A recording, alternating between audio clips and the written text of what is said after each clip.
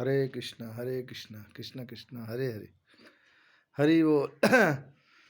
तो पहले गुरुकुल हुआ करते थे और गुरुकुल में हमारे वैदिक सभ्यता की पढ़ाई होती थी और व्यक्तियों को संस्कार सिखाया जाता था। लेकिन आज संस्कार देखते हैं प्रायः लुप्त होते जा रहे हैं, पूरी तरह से लुप्त हो चुका है। और मैं देखता हूँ जितने पढ़े लिखे व्यक्ति होते हैं उतने ज़्यादा मूर्ख होते जा रहे हैं। क्यों? क्योंकि वो अपनी सभ्यता को भूलकर, सनातन संस्कृति को भूलकर, हमारे गुरुजनों, माता पिता सबको भूलकर भौतिक स्थिति में जा रहे हैं। ये बड़े दुर्भाग्य की बात है, ये बहुत सोच की बात है, बहुत निंदनीय बात है और बहुत देखा जाए तो हानिकारक है देश की सभ्यता का। क्योंकि मैं देखता हूँ वृंदावन में बड़े से बड़े पढ़े लिखे लड़कों के माता पिता आते हैं, यहाँ अनाथालय में रह रहे हैं और यहाँ पे उनका कितनी तरह से जो अच्छे खाने पीने अपने पूरा कमाई लगा के बच्चों को पढ़ाते हैं, आज उनकी स्थिति देख के बड़ा दुख होता है, बड़ी दयनीय स्थिति लगती है कि क्या सभ्यता कहाँ जा रही है, क्या हो रहा है, लोग क्या संस्कार भूलते जा रहे हैं। जो अपने माता पिता, अपने गुरुजनों को ही भूल गया, वो किसको नहीं भूल जाएगा। जिसने जीवन में सब कुछ किया, आज उसके लिए वो कुछ समझता ही नहीं है। ये बड़ा दुर्भाग्य है।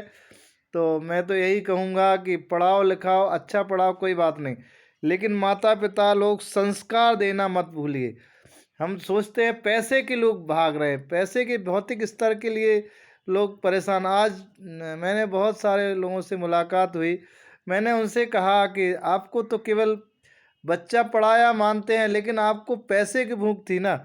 हमारा लड़का बड़ा हो जाए, विदेश जाए, इतना पैसा कमाएगा, ये करेगा, हमको बहुत सुख सुविधा देगा।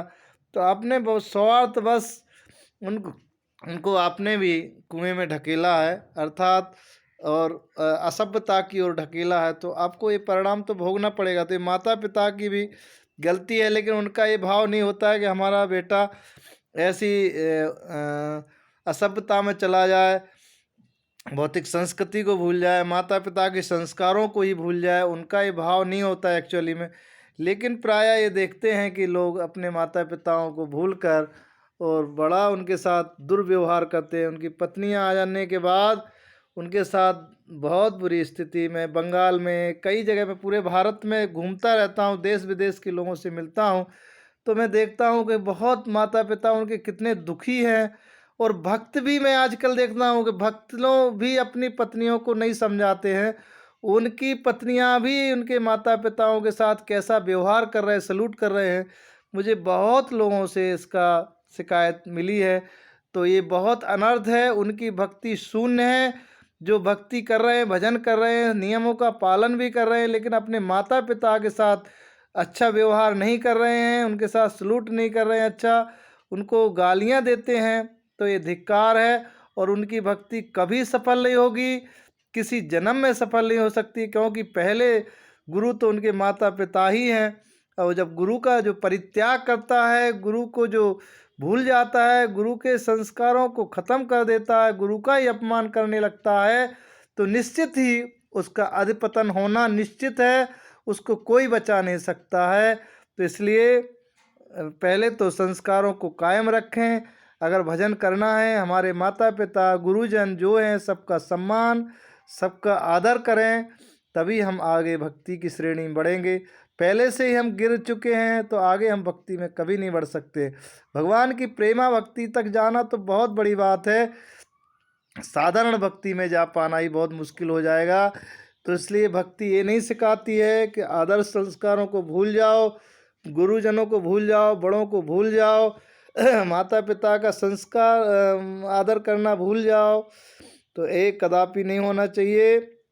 अगर भजन करना है तो इस वीडियो के माध्यम से यही बोलना चाहता हूँ कि सभी लोग अपने माता पिता का आदर सत्कार करें और संस्कारित होके उनको, अपने बच्चों को भी संस्कारित बनाएं और अपने परिवार को बढ़िया से भक्ति की मार्ग में ले जाकर अपना पैसा कमाना मूल लक्ष्य नहीं है इस जीवन का। मूल लक्ष्य है भगवत प्रेम प्राप्त करना, कृष्ण प्रेम प्राप्त करना मूल है। तो हमें कृष्ण प्रेम तभी मिलेगा जब हम संस्कार हमारे अच्छे होंगे, हम सभी का सम्मान देखिए फलदार वृक्ष जो होता है वो झुकता है, और जो फलदार नहीं होता वो एकदम सटीक टेढ़ा हो जाता है, वो कटता है। तो फलदार वृक्ष बनना चाहिए, हमेशा झुकिए। जैसे चैतन्य महाप्रभु क्या कहते, तृणादपि सुनीचे न तरोरपि सहिष्णुना अमानिना मानदेन कीर्तनीय सदारी। तो भक्ति हमेशा झुका देती है, जितना जो भक्ति में आगे होगा उतना विनम्र हो जाएगा, उतना सिंपल और साधारण हो जाएगा, तब समझ लीजिए उसके अंदर फल प्रफुल्लित हो रहे, अर्थात भगवान का प्रेम प्रफुल्लित होने लगता है। तो इस तरह से आज का उपदेश यही है कि बड़े को, गुरुजनों का सम्मान करना सीखें, उनका आदर करें। अगर ये नहीं करते हैं, अहंकार बस जीते रहोगे, आपको जीवन में कुछ मिलने वाला नहीं, कुछ हाथ लगने वाला नहीं है। कितने ही घमंड में जीते रहिए, रावण, कुंभकर्ण, हिरण्यकशिपु, बड़े बड़े से धुरंधर ने, देखिए कंस ने भी माता पिता का, उनने भी उनका अपमान किया, तो क्या स्थिति हुई। सब कुछ होने के बाद भी सब नष्ट हो जाता है। इसलिए हमें बड़े को, गुरुजनों को, माता पिता का विशेष सम्मान करना चाहिए। हरे कृष्ण।